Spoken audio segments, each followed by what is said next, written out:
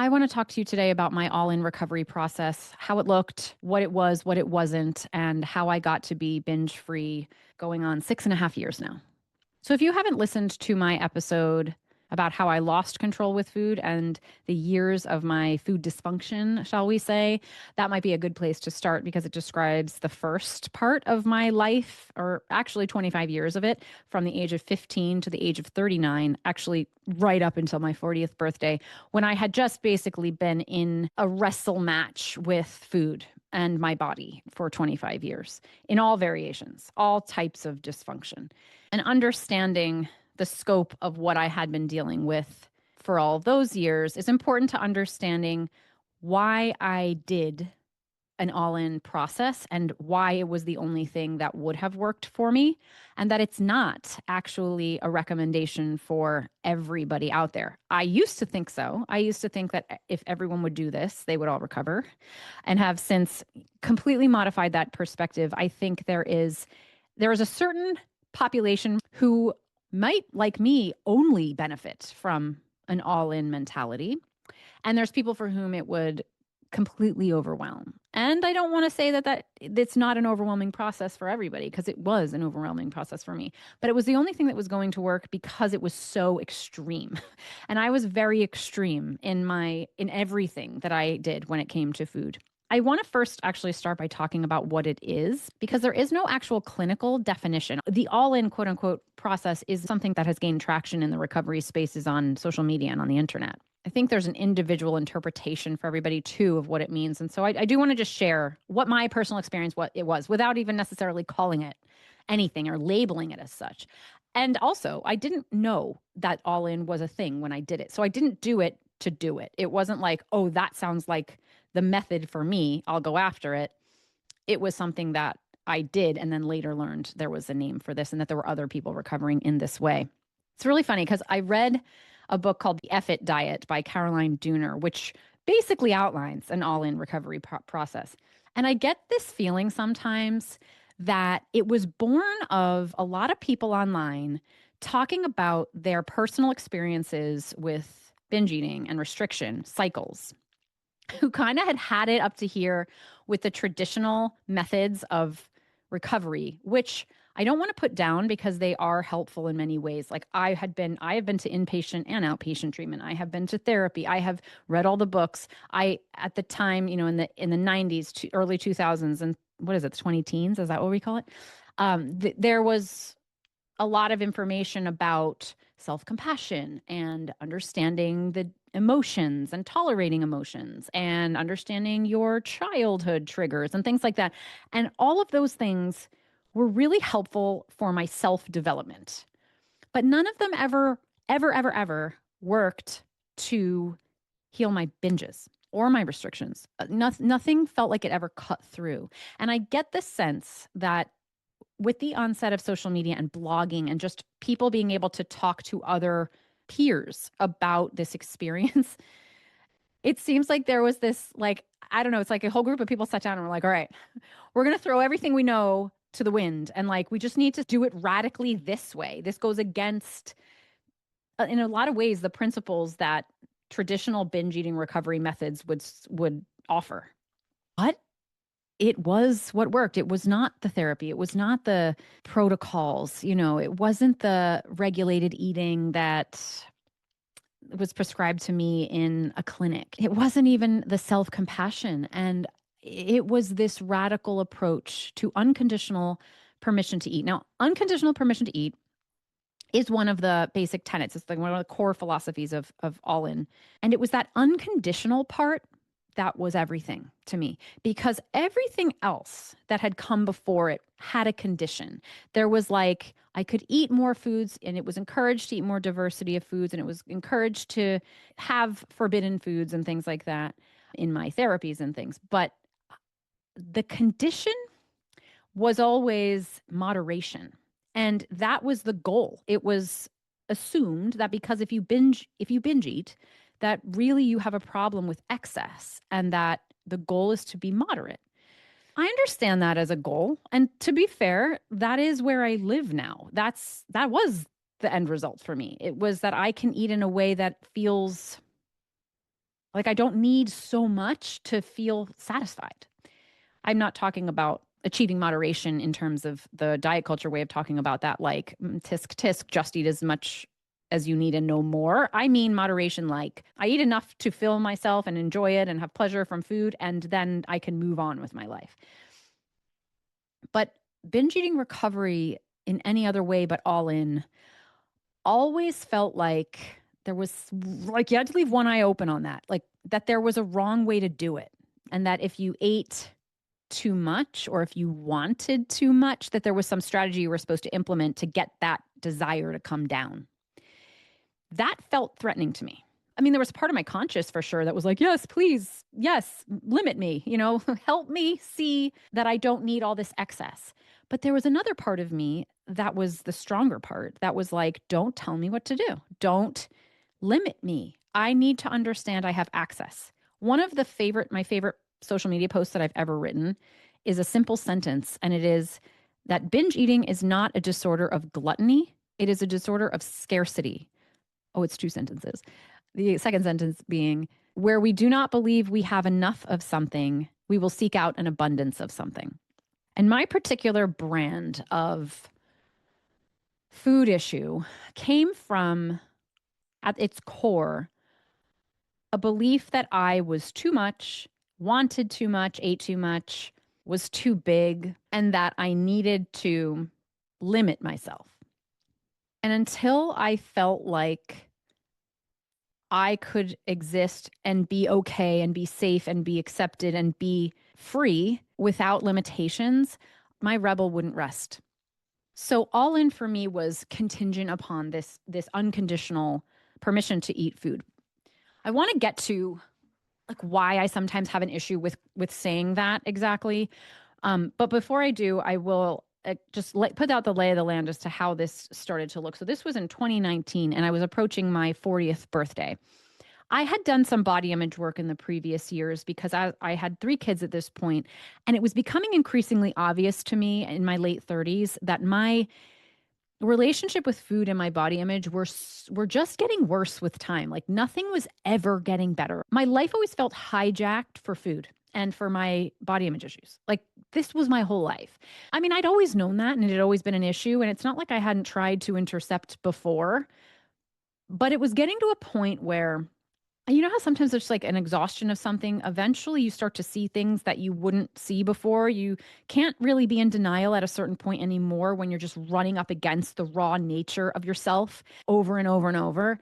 So, around like 37, 38 years old, I did start looking at body image coaching and getting a coach for myself because I was like, well, I don't know. Maybe I thought that was just, maybe I recognized that that was the place that was really the most in my way. So I worked with a body image coach named Jessie Nealand, who wrote the book called Body Neutrality later. But originally, she was the voice in my ear of questioning all the things that I'd believed about body size and what I needed to be. She introduced me to concepts of capitalism and feminism and racism and how certain systems in the world operate. And presented information to me in a way that was like, oh, I've never thought about that before. I've never thought about that before. I've never even had it suggested to me that I might consider that the issue with my body image isn't pathology, but actually the culture's pathology. Giving somebody who's overweight permission to exist in their body, to me at the time, and to most of us at that time, this is going back the late 2010s, was radical and ballsy. And I liked it, but I also was not really on board with accepting it, but I wanted to work on it. I wanted to learn more about it. And so I worked with Jessie. I took a course of hers that's no longer in existence, and it's a shame because it was an excellent course. I took that course and it was on audio, and I used to listen to it. I used to go for walks and listen to it over and over and over again. Like it was one of those things that I couldn't get enough of what she was saying. And I did start to ask myself different questions about my body. I started to introduce different ways of thinking about my body, but I don't know whether it was just I needed more time to integrate that information or I needed more exhaustion and burnout. I don't know, but I could only take it so far. So even as I tried to accept my body, I still couldn't bridge the gap of like, but I still need my body to be smaller than it is, because at the core of me, I believe that my binge eating is causing it, and the binge eating is too much and I'm too much. And so even though in theory I agree that pathologizing bigger bodies is wrong and arbitrary and culturally assigned, I still believe that for me, my body's not supposed to look this way or be this way. And there's also the element of, what we know to be true and what we think and what we value isn't necessarily always on board with our primal feelings. And so even if I had wanted to, I don't know that I could have been fully on board with this for myself from just a fear place I just would run up against weight gain and immediately kind of freak out. So this was the setup. And this was me in like 37, 38 years old into 39. At this time, I'd gone through this course, but clearly at somewhere along that line, I decided that I was going to do intermittent fasting. And I went into intermittent fasting hard and fast. It was very in vogue at that time. And again, I think back and I'm like, that's how counterintuitive everything was inside of me. It was like I was really learning and believing in these body neutral principles. Body acceptance was the name of the game for me. And yet I was like, oh, give me some intermittent fasting. Like, let me myself 12 hours a day. Oh, I can't say that. Let me eat one meal a day.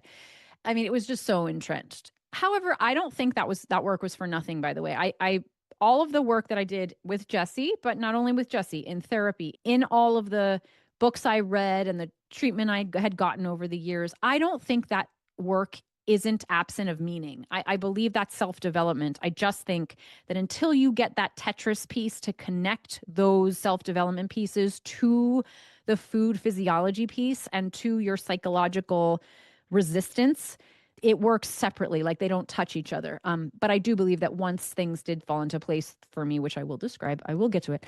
That's where all that older work started to make more sense and started to actually really help me almost exponentially, because I had done so much work behind the scenes. So I'd gotten into this intermittent fasting in my late 30s, and that was really the straw that broke the camel's back when it came to burnout. So there's nothing that inspires binge eating more than intermittent fasting. I mean, it lit up directly the fear centers inside of my body that were like, we're not receiving food.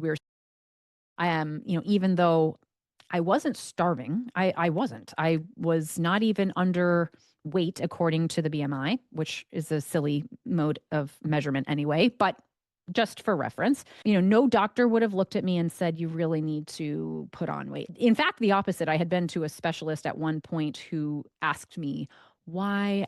This is what he said. If you have a visual here, if you're watching me on YouTube, you'll need to see. If you're listening on the podcast, I will describe to you. But he looked at me and he said, "Why?" And he put his hands up like to mimic my waist, and then he went down and then did this large curvature of my hips, and then went back like he was kind of making that hourglass figure, looking at my hips like, "Why are your hips big?" And this was a functional medicine doctor, by the way, who was apparently trying to get my take on it because I have the answers. And I remember saying, I don't know, hormones, because that was my pathology in my head. That's what I thought it was all from, which I don't know. Who knows what my hormones have to do with a lot of things in my life, but that was how I pathologized my body, through the hormone lens. So yes, there were no doctors that were telling me that, I needed to gain weight. It wasn't like that. But my history of eating small amounts, right? Like my history of being actually underweight was almost 25 years past. But the body remembers. I have another episode called The Body Keeps the Score, Food and Body Image Edition. And that's where I describe how even if you have a history of restriction that is decades past, that the body codes that kind of trauma. And my body never forgot the ways in which I had restricted it. And so intermittent fasting was lighting up that memory like it was yesterday in my body. And I mean, I didn't know that at the time, but this point in time was where I was battling the kind of binges, the likes of which I don't know that I'd ever seen them to that intensity. I mean, my binges were never small. I've always been able to eat a lot of food, but this was getting to places that were kind of almost scaring me. And I had no bottom. I had no control over this. And it would only inspire me to fast more. until I'd get to a point where I couldn't. And I would just barrel through any strategy or plan I had and land in like a deep, dark hole where I felt like I couldn't go to work. I couldn't parent. I couldn't be. And just didn't know. I didn't understand the link at all in my mind. And I think in most of the minds of binge and restrictors, the binges are the problem. We are not understanding that restriction's the problem and that we think that the restriction is like the appropriate response to the binge, not understanding that the binge is the appropriate response to the restriction. And that your body is not going to match you one for one. When you start the more you start restricting, the more your body gets pissed off and is like, I no longer am going to see your two and raise you two. I want four now, and this insurance policy piece became relevant to me later, and I started to understand it later. But at the time, it didn't make sense to me. So I was going through this intermittent fasting period for about a year and reached a point in the springtime of 2019 where I was at an exhaustion level with it all. You know how sometimes you'll get to this place in your life where you're like, if I keep going this way, like I just see the road before me. It's kind of like surrender. You really get that you're not going to win. That's how I felt. I am not going to win. And so I actually at this time went on SSRIs because I was in such a low and my body image was tanking. I felt like I had nothing to hold on to. And I had been here before in terms of, the way that those lows feel. And so I had been on SSRIs before. And I was like, it's time for me to do this again. I don't think I can do this. I don't think I could do this. And so I want to caveat that I went on SSRIs at this time because I don't know the role that played in my ability to tolerate the all-in process and really the weight gain that accompanied it. Except that I did have some relief from that medication. And I say some, it wasn't a huge amount. Medications have never really like solved the problem for me. They've just taken an edge off. But it took enough of an edge off, I think, that I had some more capacity within which to work through the idea of a process like this, because I would also have to be going through an all-in body image process. I mean, we talk about all in through the lens of food, but really, what really it is body image. It's that we are accepting in a radical way that our body may change and that we're not going to run away from that. Because if we could do all in without the body changing, I think more people would do it. So I'd read The Effort Diet around this time. And in that book, Caroline Dooner described her process. The way she described her relationship with food was exactly like mine. So there's a high level of relatability. At this time in my life, I had spent about 10 years in a very strong binge restrict cycle. So my just binging place, my, emotional eating self was not so present at this time. I was much more in line with a restrictive headspace.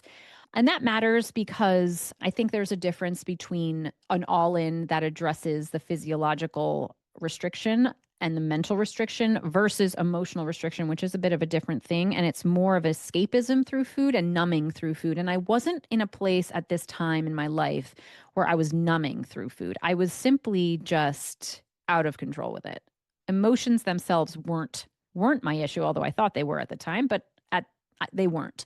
And so what Caroline Dooner had talked about in that book was the principle of why the body binges and why it will seek out more than it quote unquote needs to make up for the physiological and psychological scarcity. And the psychological scarcity was the gold ticket for me. That psychological scarcity, mental hunger, the desire for food that does not come from necessarily the need, quote unquote, physically, but psychologically, that was a thing, that was real, that wasn't the thing in my way, but the thing I needed to follow. That piece of information was key for me because it challenged this idea that mental hunger is meant to be overcome.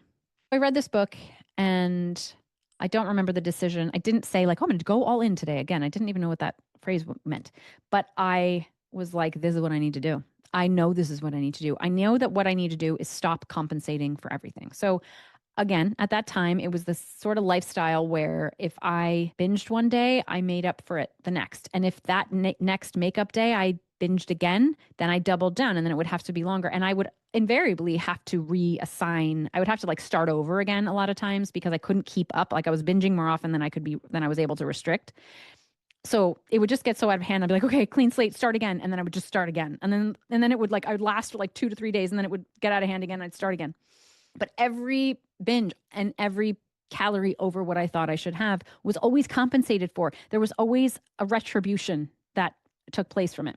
I had a client recently describe to me the situation where she was eating trail mix and trail mix is so easy to keep eating. And she was noticing that she was eating more. And then she noticed that there was a thought in her head that had said, oh, well, if we just keep eating it and then we don't have dinner, then we can get away with this. Then the day won't be a quote unquote bad day. And she was like, she caught herself saying this and was like, no, we're going to have the trail mix and we're going to also have dinner, which is exactly what an all in process would require us to do. But that was the kind of thing that I did as well. It was always this bargaining constantly. I didn't live freely. Food was always a bargaining chip. And that was the energy that I knew had to change if my life was going to change. And so, all in for me, in its most basic definition, was no longer compensating or negotiating.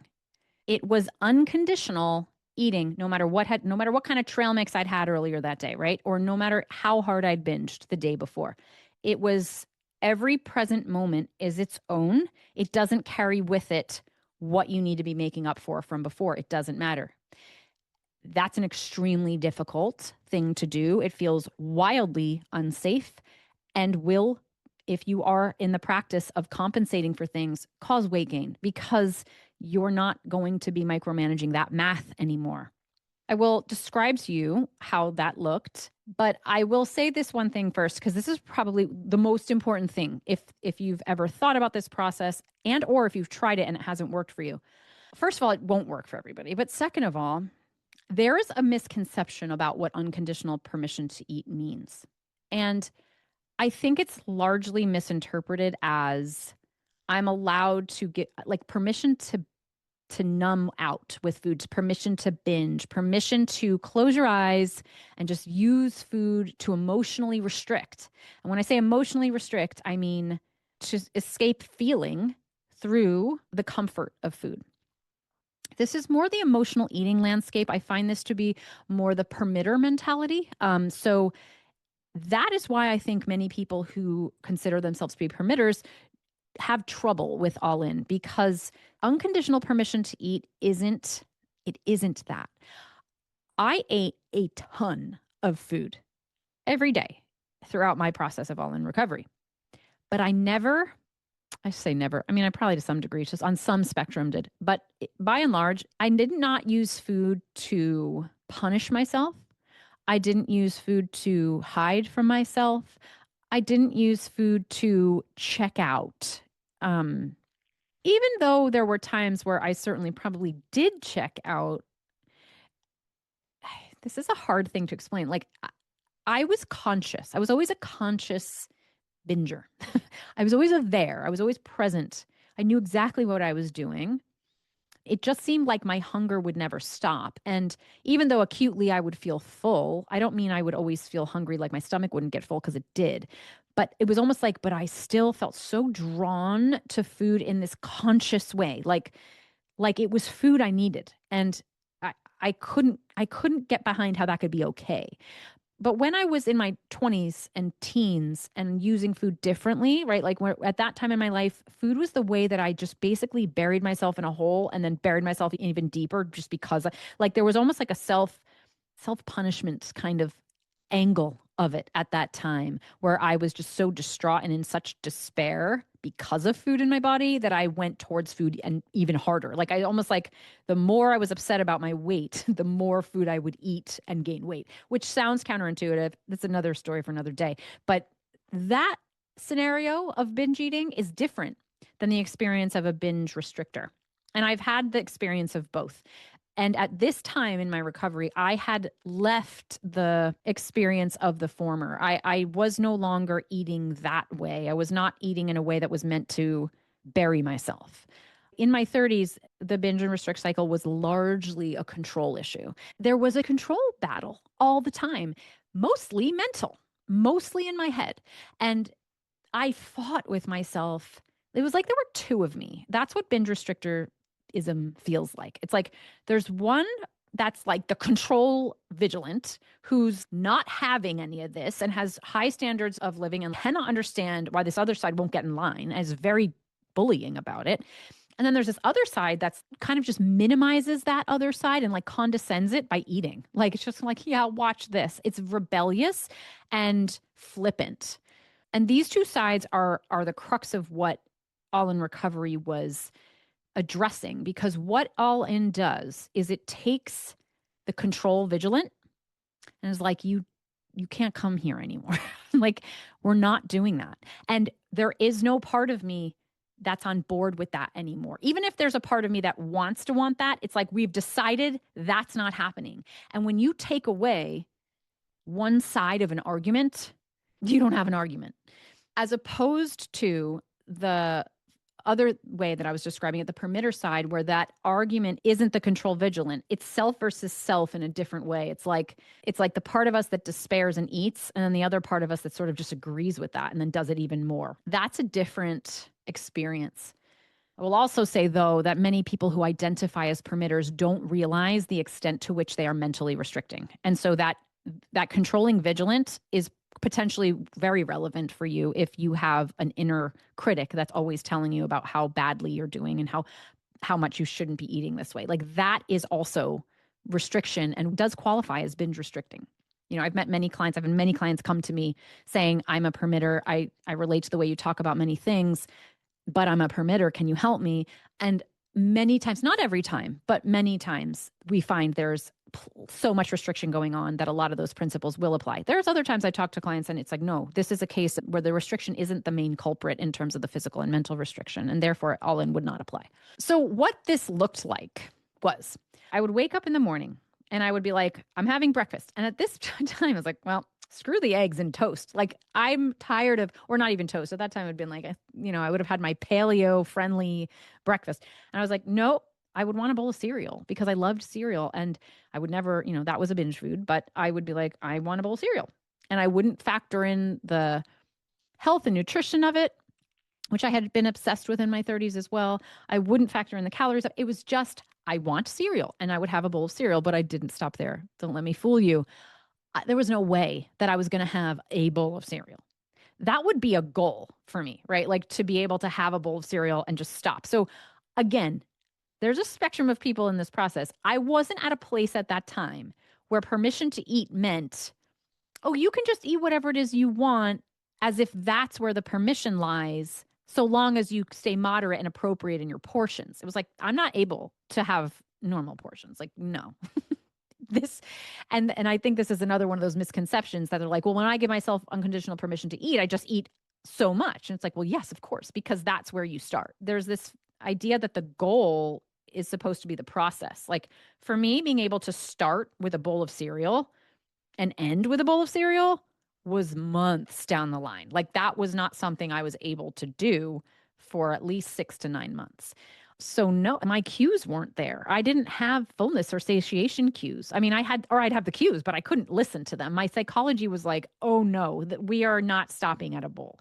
So this is also a really important thing to recognize. This was what my All In Recovery process looked for months and months and months and months, where my meals were probably 4 times the size of what they are now, if not 5. And I'm sure there were times they were a little bit bigger than that. And maybe there were times where they were a little bit smaller than that, but they were never one standard meal portion, never in the beginning. So I might have 3 or 4 bowls of cereal, and then I might have whatever else I fancied. If my kids were having French toast and there were leftover pieces of that, I might be like, I want to have some of this French toast. And in the beginning, was very full. It looked like I was just binging all day. I mean, that's what it, again, on the outside, it might have looked like that. The difference was I wasn't battling and I wasn't unconscious either. It was like I was eating to my appetite, but my appetite was huge. I wanted the food that I was eating. I was actively engaged with it. I was hiding it from no one. So it wasn't like I was doing this in secret. I mean, it was really just my kids and my husband at home, and my husband knew what I was doing. I had explained all of this to him. He knew about all of it anyway. I'm not secretive about what I have been through and what I was going through at the time. And I let him know this was what I was going to be doing. And so I ate out in the open. And this was also a part of deconstructing the restrictive mentality because part of the restriction is the shame. And so it was something that I acknowledged that I was doing. Did I have feelings about that, by the way? Like, yes. I mean, it's not like I was eating all these bowls of cereal being like, I don't care what you think. I did. There was some humility in it and there was some embarrassment in it, but there wasn't shame. And the reason for that was because I knew that I needed to. And so it was it was a gray area of, yeah, I had some embarrassment doing that, but I also did it anyway. Um and let's say then a couple of hours later I walked through the kitchen and I wanted to pull something else from the fridge. If I wanted ice cream in the morning, I had ice cream in the morning. And I had lunch. So at this time, I was establishing meal times, even though I was still eating in between the meals as well. But what was important to me is that I was somebody who used to, like, if I'd eaten a certain amount, I would then say, okay, you've now eaten this amount. You can't have lunch now. You can't have dinner now. Like, that was the restriction pattern. In this case, I knew that even if I was full, I still needed to have the meal because A, otherwise I would be on the slippery slope of compensation. Or B, I would feel deprived for not having the meal because even if I'd had a humongous breakfast and a snack, if it came to be lunchtime and I didn't have lunchtime, I'd feel like I was being robbed of something. Like, oh no, I want my lunchtime too. It didn't matter how full I was. I knew that lunch was still going to be lunch no matter what I'd had before it because I was interested in giving myself all the things that I had deprived myself of before. So lunch would come around and instead of what I'd usually would have had, would have been like a salad with hemp seeds and, protein and sweet potatoes, which by the way is literally what I had for lunch today. But there is a difference when you have something from a restrictive place versus when you have it from a choice place, because you understand you can also have cookies, which I also do have and will probably have later. Um, I had sandwiches. I had wraps. I had leftover pasta salad, like things that I only used to wish that I could have for lunch, I would have for lunch. And I really went far away from any of the foods that looked like clean eating, right? That was my life for so long. So I wasn't interested in sweet potatoes. I wasn't interested in chicken breast. I was not interested in salmon. I was not interested in broccoli. I am now, like I said, nutritional values and nutritional desire come back, or did for me because I am somebody who I genuinely really do enjoy those foods. But at that time, there was no interest. So it was all about the breads. It was all about the pastas, like the carbs. I really wanted the carbs for lunch and I wanted them without measuring them. I wanted a whole portion of them. And again, lunch would be the same like breakfast. If I ate an entire lunch and was like, that was delicious, I would like to do that again. I did. And the day just went like that. When I had a penchant for ice cream, I had it. When I wanted some more cereal later that day, I had it. There were no rules about what I could and couldn't have. And even when I knew I was full and I couldn't possibly in my mind be hungry, but wanted a snack, I had it. That is a tricky place to be. And for me to be talking about that, I want to clarify something because if you are in a place where you're doing all in because you heard about it from someone else, or you're following a checklist of unconditional permission to eat, okay, then I'm just going to indiscriminately eat because I can, or that you're using food as a numbing agent or a self-punishing agent, this is dangerous. This is not smart. this process will likely throw you back. I think that's what I see that online. I have had clients come to me to say, I have tried these kinds of things and I'm worse than ever. Can you help me? And I get it. I understand why, because this is not a prescription for anyone who might use it as a way to further the dysfunction. The way that I was using it and the way that I understood its meaning to me at the time was not an escape. It wasn't another protocol. It wasn't a quest for another version of perfectionism. I did not expect to lose weight from it. I was in it for the long haul, and I said that I would give myself a year in this process. And there was a part of me that recognized that the part of me that this was tending to was self. It was the part of me that had been kept in a cage for so long and was simply trying to find its wings again. I don't know that there are any combinations of words that I could put together, that anyone could put together to describe this. It's a knowing. There's something inside that says, I feel like this is right. I had the question one time, somebody actually on the podcast episode that I did about how I got out of control with food asked me to talk to my all-in recovery process and said, how do you know, or how did you know that this wasn't just another attempt at like another diet, like another way of clinging on and attaching to something to be the answer? It's a great question, and I can answer this in a couple of ways. One is that there was no promise of weight loss and I didn't expect it. I didn't have that same kind of adrenaline energy with it, like this is gonna fix me and I'm gonna escape all my problems this way. It was slower, it was more grounded, it was more patient, it was not showy. There was humility in it, whereas a diet and a lifestyle was like an escape hatch. It was like, I'm gonna win this round. I'm gonna figure out the trick to get out of this. But this process was, I'm going to confront myself. I'm going to listen to that which I have been afraid to listen to, and I'm going to do this in the privacy of my own self. It's not about proving anything to anyone. It's not about dominating anything. It's not about winning. It's not about losing weight. And it wasn't. It was none of that. I didn't see it, and it didn't feel to me like a clinging. It didn't feel like an attachment. It felt like truth for once. It felt like the most raw, basic, pure endeavor. It was kind of like taking off everything. It was like it was unlayering all of the diet culture and the wellness culture stuff. It was like taking that off and being like, I'm going to be who I am without that. And that was really a big appetite. And it was like, there was a part of me that was like, I get it. My appetite is very big and it's been very suppressed for a long time. And I always give the example of the dog who gets out of the cage and has the zoomies. It's like, well, that's going to be me for a while. And it was. Now, were there times where I had doubt and fear? Yes. So yes, I guess I put it this way. I knew at the core of everything that this was something that would probably help me.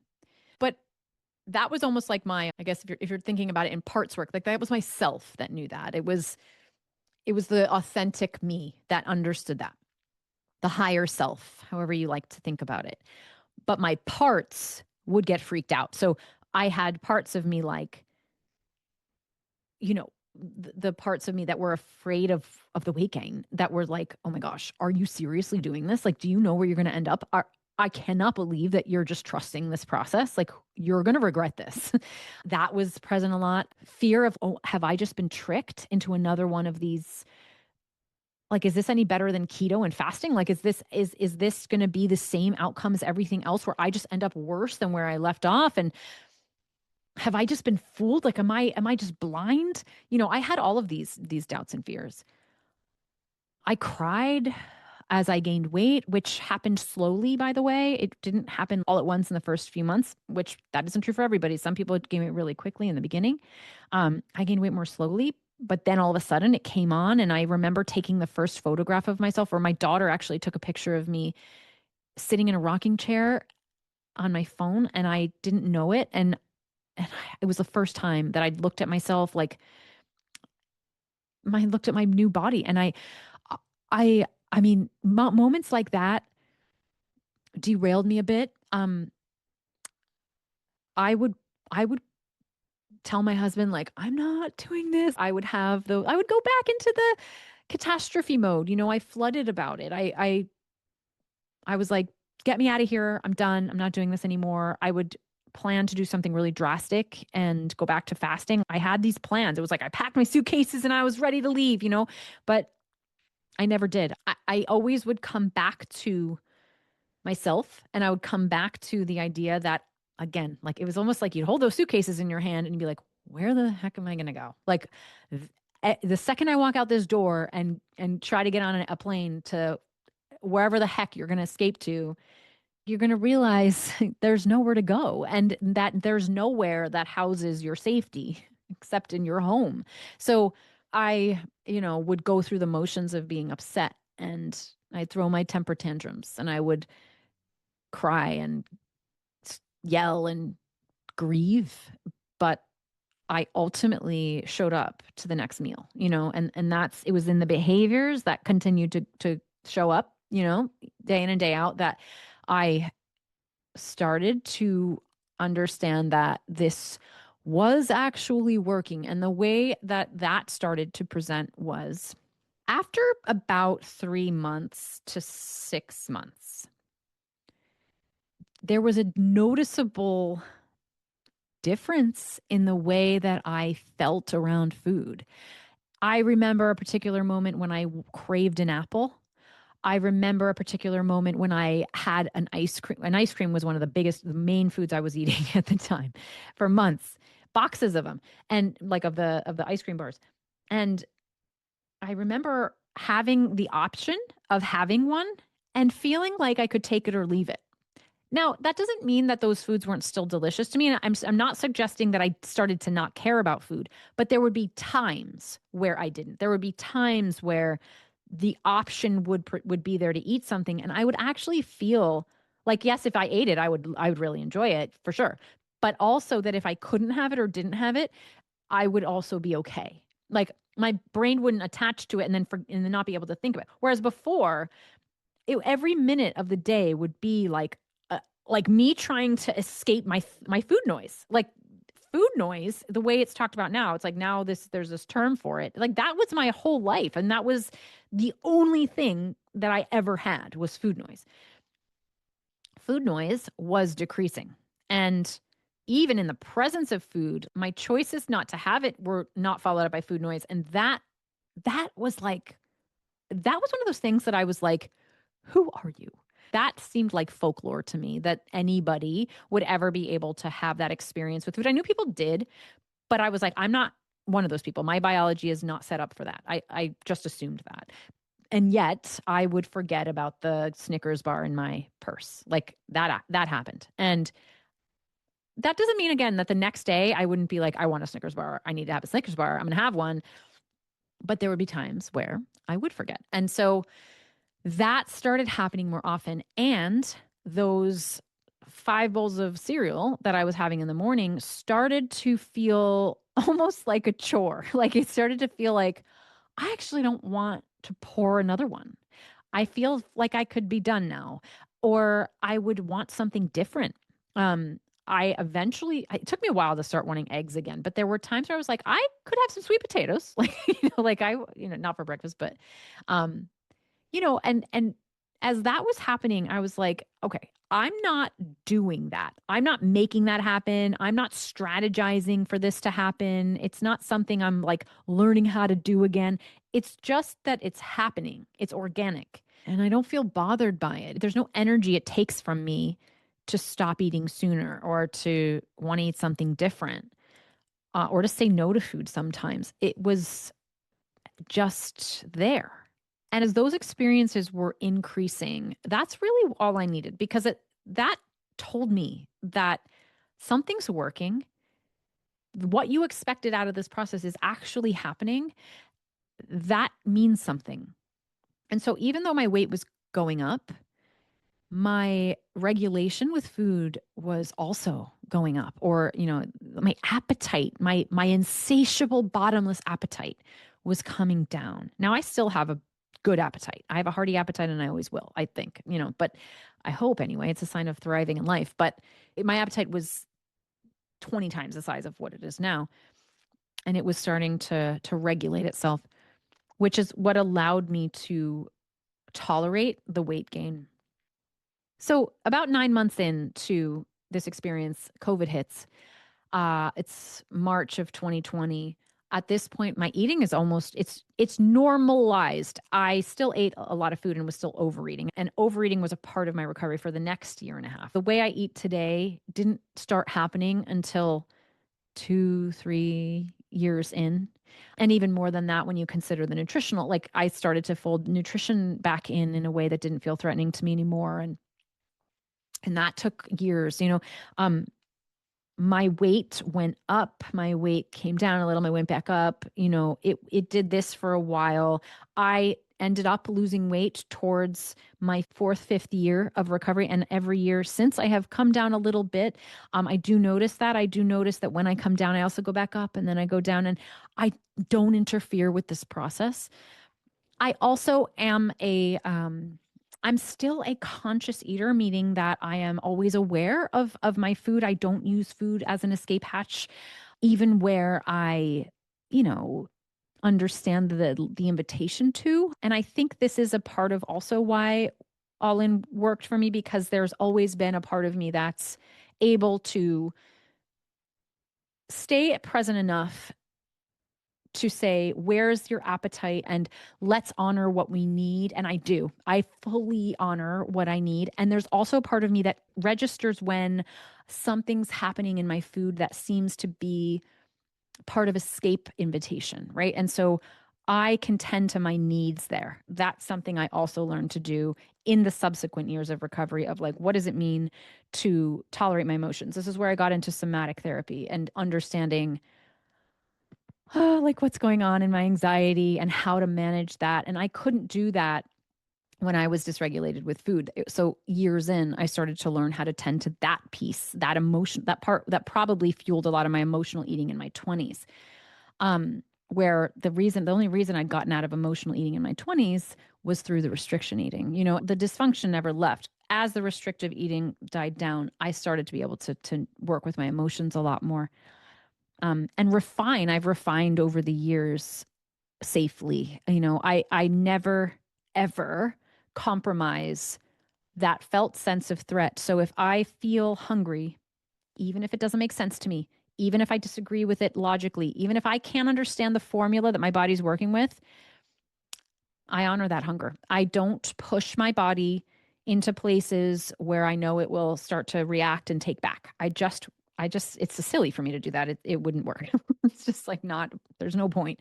And if I have times where I feel emotional, or I feel like food would be, because sometimes when I get angry, that's where I'll want to eat food. Like food is like my voice of no, and certainly used to be a lot. And now I can recognize that and say, okay, I respect this instinct to eat. And if I do, if I eat in response to an emotion, I am okay with that. I don't give myself crap about it. I don't even try to stop it. After 6.5 years, there has grown a trust in my body knowing way more than me. This is another one of those things that gets tangled up in the idea of intuitive eating and All In recovery, that our bodies don't actually know. They don't have an intuition. We can't trust their signals. And that is absolutely true in the beginning. And I don't think I could trust my body's signals entirely, like until several years in. I am now at a place where I trust my body's signals more than I trust my brain. I never thought that I would say that. I hear my body. I sense it, really is what it is. Like I can sense when I'm eating for reasons that I just know that the instinct to eat is coming from somewhere. And I also know that there is an ability to recognize fullness and satiation, and where that and like if I have another need that's starting to pop up, like a need to be comforted or a need to rest or a need to express something. I sense that too now. So I don't need the food to do that job. That that's not part of all in, although it starts there because all in brings you to the place where you start you trust something deeper than diet culture. You trust something deeper than even what makes rational sense. You listen to the demands of the body because I don't think that this culture understands how much your body will want when you have restricted it. I don't see that validated anywhere clinically. I still think there's a lot of bias even in professional spaces around this where the abundance, the amount of food a person might need to heal from restriction is scary to clinicians and is met with some apprehension and pushback around, again, that moderation invitation. For some people, that will be helpful. And for some people, that will be harmful. And it will take us further away from developing the sense of trust in the body. For anyone who would be in my position there, who comes from cut from a similar cloth in terms of what your restrictions have looked like, what your relationship with control and food and anger and your body look like, and maybe it's a certain, I don't know if it's a personality or it's a nervous system gear or something, but I'm not alone in this experience. And for those of us who need to restore the food and the trust in the body through allowing the body to do what it needs to do, to circumvent that with ideas about moderation will exacerbate the problem.